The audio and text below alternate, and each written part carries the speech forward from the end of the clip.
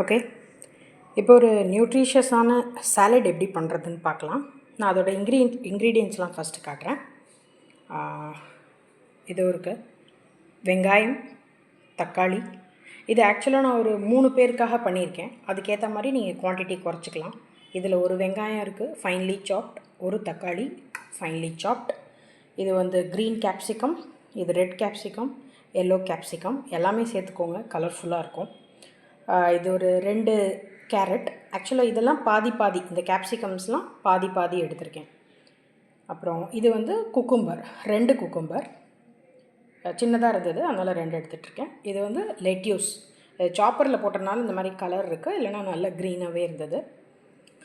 அப்புறமா இதில் வந்து ஒரு சின்னோண்டு பீட்ரூட்டும் ஒரு 1/4 ஸ்டெம் வாழைத்தண்டு இருக்குது, சின்னோண்டான வாழைத்தண்டு இருக்குது.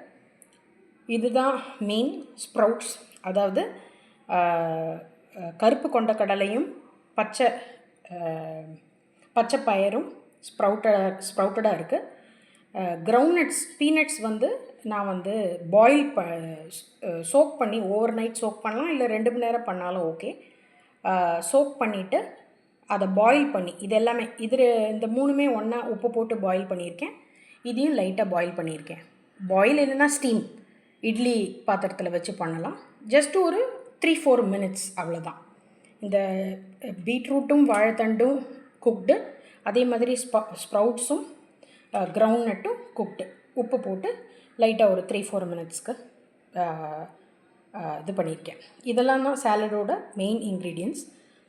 அடுத்தது ட்ரெஸ்ஸிங் வந்தோன்னா, இது வந்து இப்போ 3 பேருக்கான ப்ரிப்பரேஷன்னால் 200 கிராம்ஸ் பன்னீர் இருக்குது. இதில் ஒரு மிக்சி ஜாரில் போட்டுண்டு அது கூட ஒரு 1 டீஸ்பூன் ஜீரகம், 1 டீஸ்பூன் குருமிளகு, அதாவது பிளாக் பெப்பர், ஒரு 5-6 பல் பூண்டு, ஒரு லெமன்.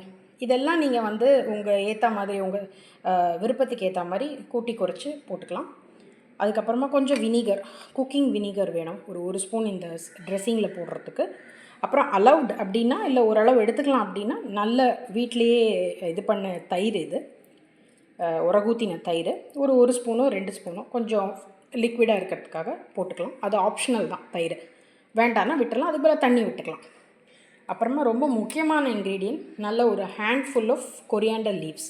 அது இந்த ட்ரெஸ்ஸிங்கில் போட்டு அரைக்கணும். இதெல்லாம் coriander leaves, lemon juice, garlic, ஜீரகம், மிளகு, பன்னீர், வினிகர், கர்ட் இல்லைன்னா வாட்டர் எல்லாம் சேர்த்து ஒன்றா அரைச்சி ஒரு ட்ரெஸ்ஸிங் பண்ண போகிறோம். நான் அதை அரைச்சிட்டு காமிக்கிறேன். ஓகே, அரைச்சாச்சு. இப்போ அந்த ட்ரெஸ்ஸிங் கொத்தமல்லி இலையும் போட்டு பன்னீர்லாம் வச்சு அதெல்லாம் நான் அரைச்சி கொண்டு வந்திருக்கேன்.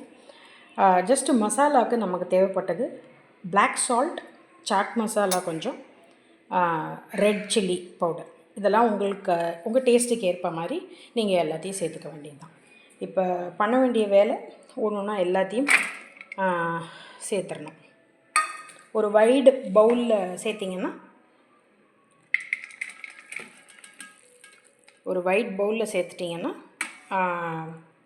ஈஸியாக இருக்கும் மிக்ஸ் பண்ணுறதுக்கு. எல்லாத்தையும் மிக்ஸ் பண்ணிவிட்டு நான் காமிக்கிறேன். ஸோ இதெல்லாம் மிக்ஸ் பண்ணியாச்சு, சேர்த்துருக்கேன் ஒரு பாத்திரத்தில். ஆல்ரெடி இந்த நம்ம வேக வச்சதுலலாம் நான் உப்பு போட்டிருக்கேன், அதனால் இங்கே பார்த்து உப்பு போட்டுக்க போகிறேன். அதுவும் பிளாக் சால்ட் தான், ஒரு 1/2 ஸ்பூன் போட்டுக்கிறேன். சாட் மசாலா நம்ம டேஸ்ட்டுக்கு ஏற்ப தான், எவ்வளோ வேணும் கூடி குறைச்சி போட்டுக்கலாம்.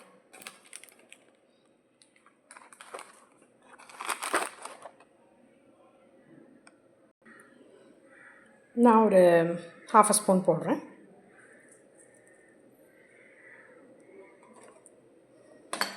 அதே மாதிரி காரத்துக்கு இதுதான் ரெட் சில்லி பவுடர் தான் நம்ம யூஸ் பண்ணுறோம். ஸோ நமக்கு எவ்வளோ காரமாக வேணுமோ அது போட்டுக்கலாம். நான் அதையும் ஒரு 1/2 ஸ்பூன் போட்டிருக்கேன். ஓகே, இப்போது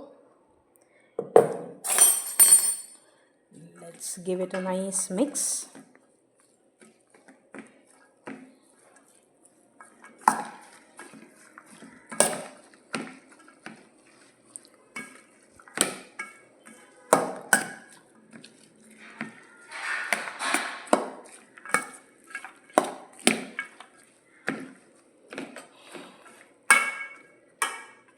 பண்ணிவிட்டு இந்த ட்ரெஸ்ஸிங்கை அரைச்சி வச்ச ட்ரெஸ்ஸிங்கை அப்படியே ஃபுல்லாக விட்டுறலாம்.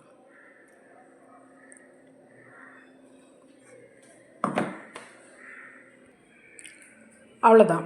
எல்லாத்தையும் மிக்ஸ் பண்ண பிறகு நம்ம சாலட் இதுக்கு மேலே வேணுன்னா உங்களுக்கு இன்னும் கூட கொரியாண்டர் லீவ்ஸ் ஸ்ப்ரிங்கிள் பண்ணிவிட்டு நல்லா சாப்பிட்லாம். டேஸ்டியான நியூட்ரிஷியஸான சாலட் ரெடி.